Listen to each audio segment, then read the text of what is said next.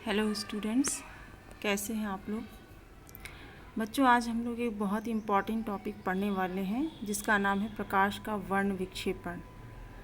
ये क्वेश्चन हर साल साइंस के किसी न किसी सेट में पूछा ही जाता है, इसलिए बहुत ही इम्पॉर्टेंट टॉपिक है, तो इसको आप लोग अच्छे से समझिए। तो चलिए स्टार्ट करते हैं। तो आज का हमारा टॉपिक है प्रकाश का वर्ण विक्षेपण और वर्णक्रम। ठीक है। अब बच्चे, जैसे आप लोग जानते हैं कि प्रकाश जो होता है हमारा 7 रंगों से मिलकर बना होता है, लेकिन क्या ये हमें 7 रंगों का दिखाई देता है? नहीं दिखाई देता, हमें ये बिल्कुल श्वेत रंग का दिखाई देता है। तो इसको 7 रंगों में देखा कैसे जाए? तो उसके लिए एक जो उपकरण होता है, जो चीज़ होती है जिसके द्वारा प्रकाश को 7 रंगों में बांटकर हम देख सकते हैं, उसको कहते हैं प्रिज्म।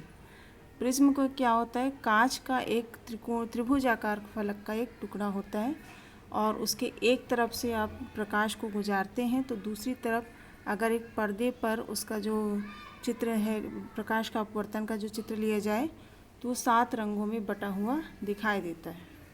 तो इसी को कहते हैं प्रकाश का वर्ण विक्षेपण, और इसकी सहायता से हम प्रकाश के 7 रंगों को अलग अलग देख सकते हैं।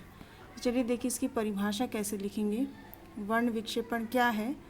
जब प्रश्न पूछा जाए वर्ण विक्षेपण क्या है, तो हम लिखेंगे कि जब श्वेत प्रकाश को किसी प्रिज्म में से गुजारा जाता है तो वह अपने अवयवी 7 रंगों में बट जाता है।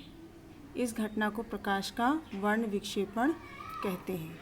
देखिए जैसे चित्र से समझे, ये हमारा प्रिज्म है, ये कांच का होता है। ये इसकी एक फलक दिखाई दे रही है, इसमें 3 फलकें होती हैं। ये प्रिज्म है, यहाँ से एक लाइट का सोर्स है, प्रकाश का स्रोत है, इससे प्रकाश की किरण प्रिज्म पे डाली गई। तो क्योंकि ये कांच का होता है और इस तरफ वायु है, तो जब ये वायु से कांच में जाएगा तो अभिलंब की ओर झुक जाएगा, इससे इसका अपवर्तन होता है। अपवर्तन के बाद फिर इससे जब ये प्रिज्म के दूसरी ओर से बाहर निकलता है तो इस तरह ये 7 रंगों में बट जाता है। इस घटना को हम कहते हैं प्रकाश का वर्ण विक्षेपण, और इन 7 रंगों के समूह को कहते हैं स्पेक्ट्रम या वर्णक्रम। और ये 7 रंग भी मतलब एक निश्चित क्रम से होते हैं। जैसे सबसे नीचे बैंगनी, जिसको वी वॉयलेट और इसको हिंदी में बैंगनी, फिर इंडिगो मतलब जामुनी, ब्लू मतलब नीला, ग्रीन मतलब हरा, येलो मतलब पीला, ओ फॉर ऑरेंज मतलब नारंगी, और आर फॉर रेड मतलब लाल। ये क्रम हमेशा एक निश्चित होता है, इसमें कोई भी रंग ऊपर नीचे नहीं हो सकता है। इसको याद करने का एक फार्मूला है, इंग्लिश में याद करना है तो विबग्योर, VIBGYOR, विबग्योर।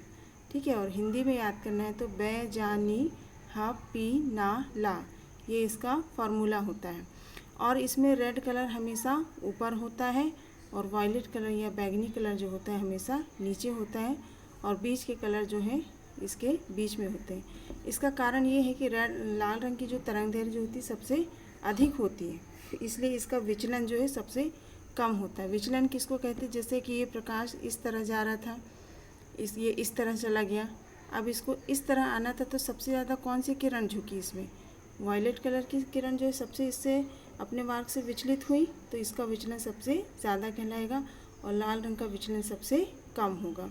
तो इसका कारण है कि लाल रंग की तरंगदैर्घ्य जो होती है सबसे अधिक होती है, जिसके कारण इसका विचलन सबसे कम होता है, और बैंगनी रंग की तरंगदैर्घ्य सबसे छोटी होती है, इस कारण इसका विचलन सबसे कम होता है, विचलन सबसे अधिक होता है। तो ये थे प्रकाश का वर्ण विक्षेपण। आपको जब परीक्षा में प्रश्न पूछा जाए तो वर्ण विक्षेपण क्या है, तो आप इस तरह परिभाषा लिखकर इसका चित्र भी बनाएंगे। ठीक है।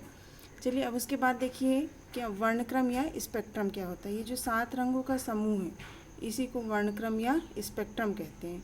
परिभाषा के रूप में कैसे लिखेंगे कि जब प्रिज्म द्वारा विक्षेपित 7 रंगों के समूह को पर्दे पर प्राप्त किया जाता है तो इन 7 रंगों के समूह को वर्णक्रम या स्पेक्ट्रम कहते हैं। मतलब ये जो श्वेत प्रकाश जो 7 रंगों में बट जाता है तो इन्हीं 7 रंगों के समूह को स्पेक्ट्रम या वर्णक्रम कहते हैं।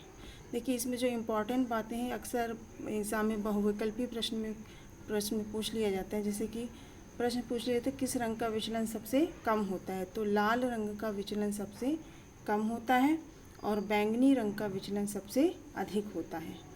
और ये पूछा जाता है किस रंग के लिए कांच का अपवर्तनांक सबसे कम और सबसे अधिक होता है, तो लाल रंग के लिए कांच का अपवर्तनांक सबसे कम होता है, मतलब जिस रंग का विचलन सबसे कम है उस रंग के लिए कांच का अपवर्तनांक भी सबसे कम है।